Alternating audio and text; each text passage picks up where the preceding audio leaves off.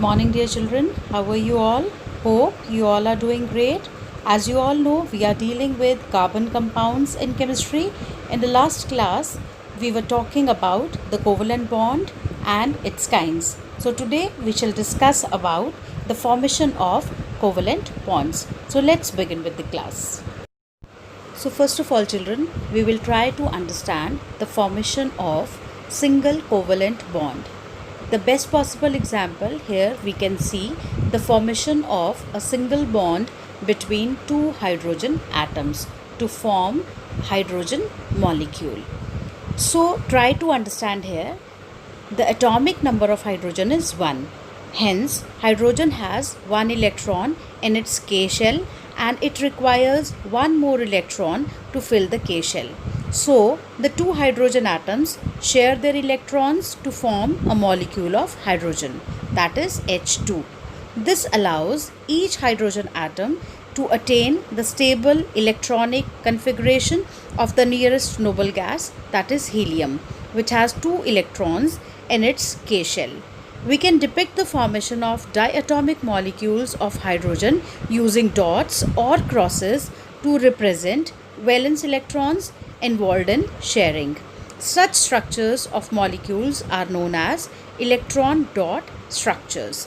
This is very clear from this given diagram. Now, the double covalent bond. Try to understand the formation of double covalent bond with the help of this diagram, where we are going to show the double bond formation in oxygen molecule, that is O2, which is formed by O double bond O, which is oxygen double bond oxygen. Clearly, children, here you know that oxygen has 6 electrons in the valence shell, that is L shell. Thus, it requires 2 more electrons to complete its octet. Hence, each atom of oxygen shares 2 electrons with another atom of oxygen to form a diatomic molecule of oxygen. This allows each oxygen atom to complete its octet and to acquire the stable electronic configuration of the nearest noble gas, that is neon.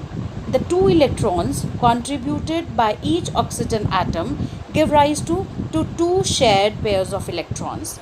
This is said to constitute a double bond between the 2 oxygen atoms, which is represented by a double line. The 2 pairs of electrons on each oxygen atom in oxygen molecule which are not involved in the bond formation are known as lone pairs.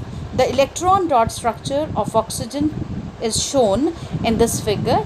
I hope you are able to understand this, that how the sharing of 2 pairs of electrons is taking place to make a double covalent bond. Now children, try to understand the formation of triple covalent bond.